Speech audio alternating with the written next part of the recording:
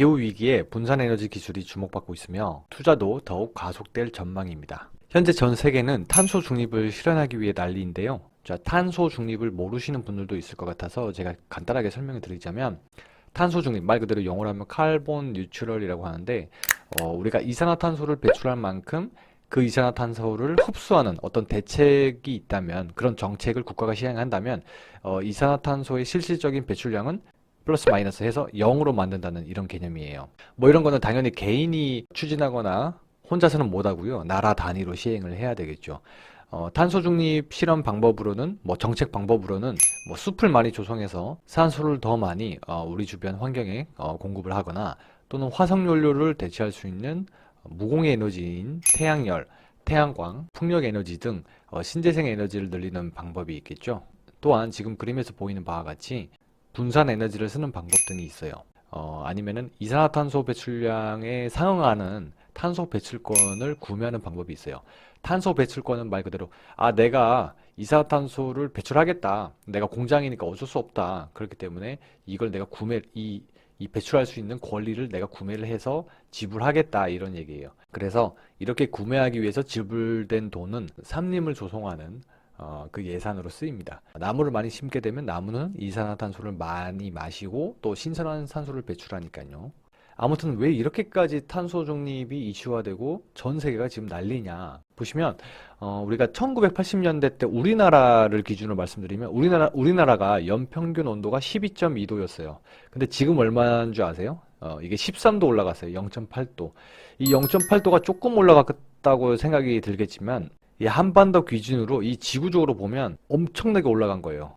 근데 우리나라는 거의 20, 30년 만에 0.8도로 올린 거예요, 우리나라가. 아무튼 한반도의 연평균 온도가 이렇게 계속 올라가고 있고, 21세기 말에는 여기 13도에서 다시 3, 4도가 올라가지고 21세기 말에는 우리나라에서 사과 재배가 불가능해지고 벼 생산은 25%나 감소하고, 감귤은 저기 강원도에서만 재배가 가능하게 된답니다.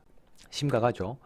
자, 전 세계적으로 보면 온실가스 배출량은 1위가 일단 중국이고요. 2위가 미국, 뭐 3위 인도, 이렇게 알려져 있죠. 우리나라가 몇 등이냐면 7위에 7위. 굉장히 많이 배출하고 있는 나라입니다. 근데 여기서 OECD 국가 중 이 온실가스 증가 속도는 우리나라가 제일 빠르대요.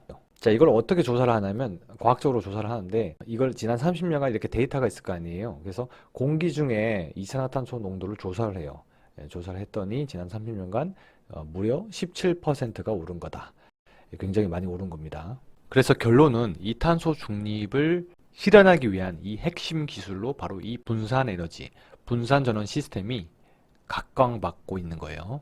현재 한전 전력 개통 문제가 뭐냐면, 일단 한전은 주로 보세요. 터빈 발전기, 이렇게 돌죠. 원동기가 돌면서 회전력에 의해서 에너지를 생산하고, 에너지를 생산한 거를 굉장히 먼 거리를 송배전하는 이 교류 시스템 중심이죠.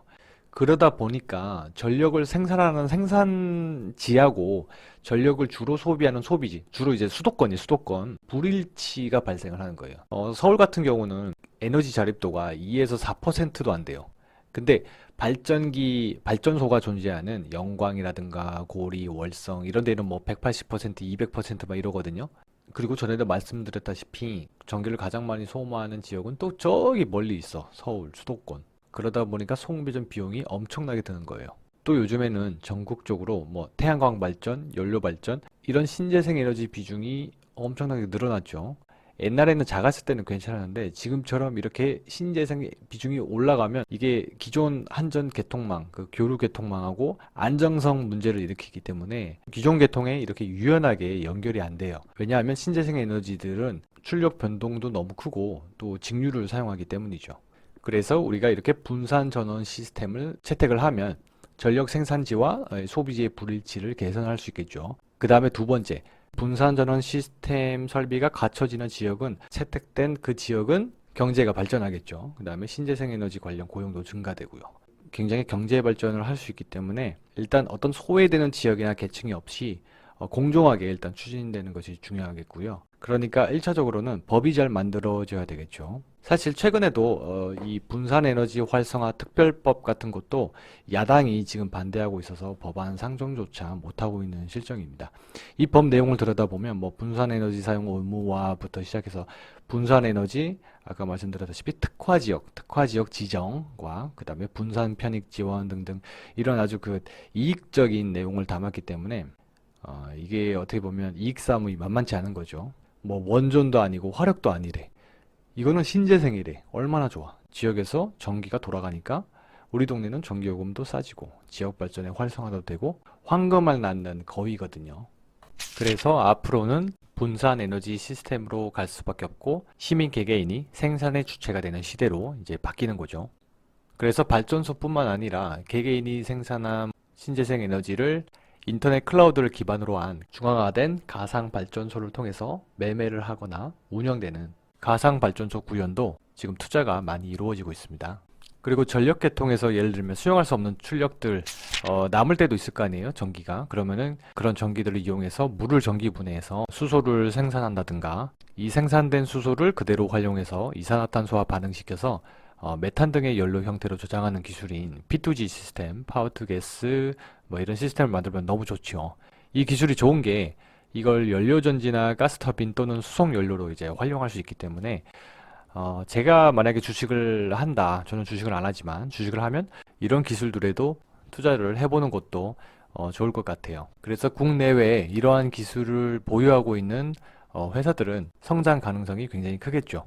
이런 기술들은 필요할 수밖에 없어요. 왜냐하면 이렇게 안 하면 우리가 죽으니까. 인류가 죽거든요, 결국. 바닷물 높아지고 지구가 찜통이 돼서 죽을 거거든요. 인도는 뭐 40도, 이제 50도까지 올라가죠. 올해 이제 50도까지 올라갔는데 결국 앞으로는 탄소 중립과 관련된 전기 기술이라든가 분산 에너지 기술 이런 분야의 전망이 밝은 것은 사실이고 필수적이고 필연적이라고 말할 수 있겠습니다. 자, 오늘 준비한 영상은 여기까지고요. 여러분들에게 매우 유익한 정보가 됐으리라 생각이 듭니다. 좋아요, 구독 꼭 눌러주시고 다음 영상으로 또 찾아뵙도록 하겠습니다. 감사합니다.